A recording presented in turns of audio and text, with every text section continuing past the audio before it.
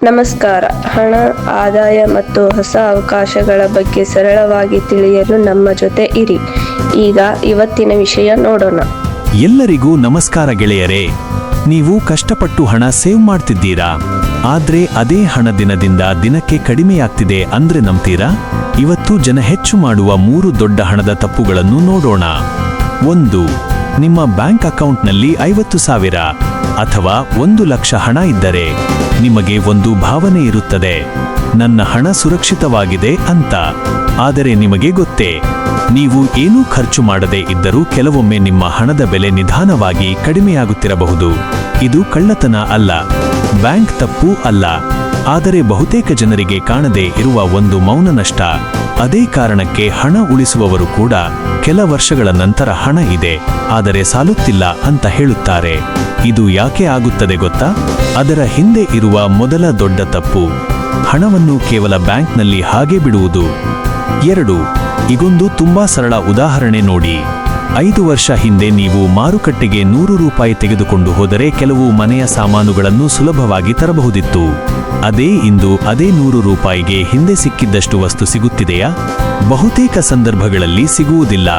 ಯಾಕೆಂದರೆ ಹಣ ಕಡಿಮೆಯಾಗಿಲ್ಲ, ಆದರೆ ಹಣದ ವ್ಯಾಲ್ಯೂ ಕಡಿಮೆಯಾಗಿದೆ. ಇದನ್ನೇ ಹಲವರು ಗಮನಿಸುವುದಿಲ್ಲ. ಬ್ಯಾಂಕ್ ಅಕೌಂಟ್ನಲ್ಲಿ ಅಮೌಂಟ್ ನೋಡಿದಾಗ ಅದೇ 50,000 ಇದೆ, ಅದೇ 1,00,000 ಇದೆ ಅಂತ ಕಾಣುತ್ತದೆ. ಅದರಿಂದ ನನ್ನ ಹಣ ಹಾಗೇ ಇದೆ ಅಂತ ಅನಿಸುತ್ತದೆ. ಆದರೆ ನಿಜವಾಗಿ ನೋಡಿದರೆ ಆ ಹಣದಿಂದ ನೀವು ಖರೀದಿಸಬಹುದಾದ ವಸ್ತುಗಳ ಪ್ರಮಾಣ ನಿಧಾನವಾಗಿ ಕಡಿಮೆಯಾಗುತ್ತಿರುತ್ತದೆ. ಇದನ್ನು ಅರ್ಥಮಾಡಿಕೊಳ್ಳೋಕೆ ಇನ್ನೊಂದು ಸರಳ ಉದಾಹರಣೆ ನೋಡಿ. ಇಂದು ಒಂದು ಅಕ್ಕಿ ಚೀಲ 2,000 ರೂಪಾಯಿ ಇರಬಹುದು. ಕೆಲ ವರ್ಷಗಳ ನಂತರ ಅದೇ ಅಕ್ಕಿ ಚೀಲ 2,400 ಅಥವಾ 2,600 ಆಗಬಹುದು. ಅಂದರೆ ನಿಮ್ಮ ಅಕೌಂಟ್ನಲ್ಲಿ ಇರುವ ಹಣ ಅದೇ ಇದ್ದರೂ ಅದರ ಶಕ್ತಿ ಮಾತ್ರ ಕಡಿಮೆಯಾಗಿರುತ್ತದೆ.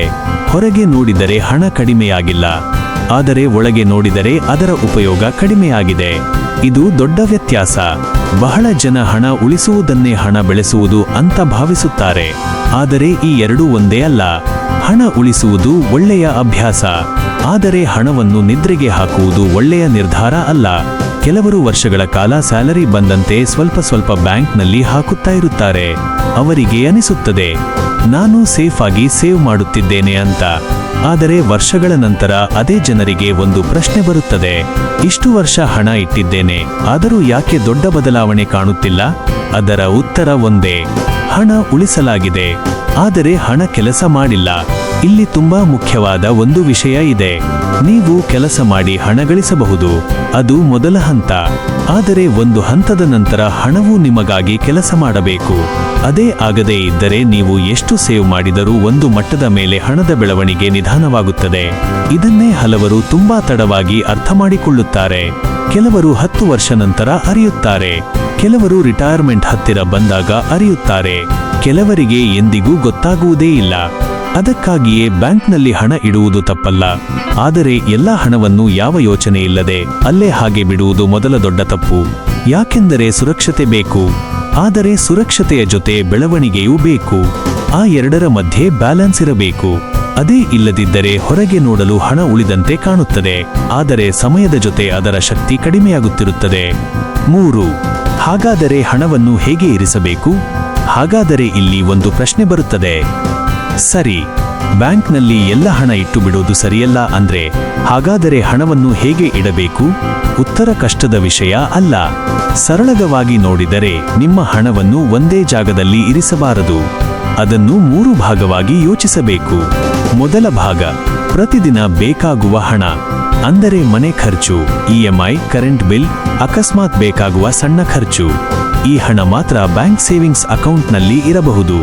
ಯಾಕೆಂದರೆ ಈ ಹಣ ಯಾವಾಗ ಬೇಕಾದರೂ ತಕ್ಷಣ ಬಳಸಬೇಕಾಗಬಹುದು. ಇದು ಸೇಫ್ಟಿಗಾಗಿ. ಎರಡನೇ ಭಾಗ, ತಕ್ಷಣ ಅಗತ್ಯವಿಲ್ಲದ ಆದರೆ ಫ್ಯೂಚರ್ಗೆ ಬೇಕಾಗುವ ಹಣ. ಉದಾಹರಣೆಗೆ ಮಕ್ಕಳ ಎಜುಕೇಶನ್, ಮನೆಯ ಅಡ್ವಾನ್ಸ್ ಅಥವಾ ಎಮರ್ಜೆನ್ಸಿ. ಈ ಹಣವನ್ನು ಹೀಗೆ ಬಿಟ್ಟು ಬಿಡೋದಕ್ಕೆ ಬದಲು ಸ್ವಲ್ಪ ಬೆಟರ್ ರಿಟರ್ನ್ ಕೊಡುವ ಜಾಗದಲ್ಲಿ ಇಡಬಹುದು. ಅಲ್ಲಿ ನಿಮ್ಮ ಹಣ ನಿಂತುಕೊಳ್ಳದೆ ಸ್ವಲ್ಪ ಬೆಳೆಯಲು ಶುರುವಾಗುತ್ತದೆ. 3ನೇ ಭಾಗ, ಇದು ತುಂಬಾ ಮುಖ್ಯ, ನಿಮ್ಮ ಫ್ಯೂಚರ್ ಬಿಲ್ಡ್ ಮಾಡುವ ಹಣ. ಅಂದರೆ ಇವತ್ತು ಬೇಡವಾದರೂ 5 ವರ್ಷ 10 ವರ್ಷ ನಂತರ ನಿಮ್ಮ ಜೀವನಕ್ಕೆ ಡಿಫರೆನ್ಸ್ ತರಬಹುದಾದ ಹಣ. ಈ ಹಣವನ್ನೇ ಬಹಳ ಜನ ತಪ್ಪಾಗಿ ಬ್ಯಾಂಕ್ನಲ್ಲಿ ಹಾಗೆ ಇಟ್ಟುಬಿಡುತ್ತಾರೆ. ಅದೇ ಕಾರಣಕ್ಕೆ ಅವರ ಹಣ ಸೇಫ್ ಆಗಿರುತ್ತದೆ, ಆದರೆ ಗ್ರೋ ಆಗುವುದಿಲ್ಲ. ಇಲ್ಲಿ ಒಂದು ವಿಷಯ ನೆನಪಿರಲಿ, ಬ್ಯಾಂಕ್ ಹಣ ಕಾಪಾಡುತ್ತದೆ, ಆದರೆ ಎಲ್ಲಾ ಸಮಯದಲ್ಲೂ ಹಣ ಹೆಚ್ಚಿಸುವುದಿಲ್ಲ. ಈ ಎರಡು ವ್ಯತ್ಯಾಸವನ್ನು ತಿಳಿದುಕೊಂಡರೆ ಸಾಕು, ನಿಮ್ಮ ಹಣದ ಬಗ್ಗೆ ನಿಮ್ಮ ಯೋಚನೆ ಬದಲಾಗುತ್ತದೆ. ಹಣವನ್ನು ಕೇವಲ ಉಳಿಸೋದು ಸಾಕಾಗುವುದಿಲ್ಲ, ಹಣವನ್ನು ಸರಿಯಾದ ಜಾಗದಲ್ಲಿ ಇರಿಸಬೇಕು. ಯಾಕೆಂದರೆ ಇಂದು ನೀವು ತೆಗೆದುಕೊಳ್ಳುವ ಸಣ್ಣ ನಿರ್ಧಾರವೇ ನಾಳೆ ನಿಮ್ಮ ಫೈನಾನ್ಷಿಯಲ್ ಲೈಫ್ ಬದಲಾಯಿಸಬಹುದು. ಹಲವರು ಹೆಚ್ಚು ಹಣ ಗಳಿಸಬೇಕು ಅಂತ ಯೋಚಿಸುತ್ತಾರೆ, ಆದರೆ ಕೆಲವೊಮ್ಮೆ ಹೆಚ್ಚು ಹಣ ಗಳಿಸುವುದಕ್ಕಿಂತ ಈಗಿರುವ ಹಣವನ್ನು ಸರಿಯಾಗಿ ಇಡುವುದೇ ದೊಡ್ಡ ಬದಲಾವಣೆ ತರುತ್ತದೆ. ಅದೇ ನಿಜವಾದ ಹಣದ ಅರಿವು. ಧನ್ಯವಾದಗಳು. ಈ ವಿಡಿಯೋ ನಿಮಗೆ ಉಪಯೋಗವಾಗಿದ್ದರೆ ಲೈಕ್ ಮಾಡಿ, ನಿಮ್ಮ ಸ್ನೇಹಿತರ ಜೊತೆ ಶೇರ್ ಮಾಡಿ.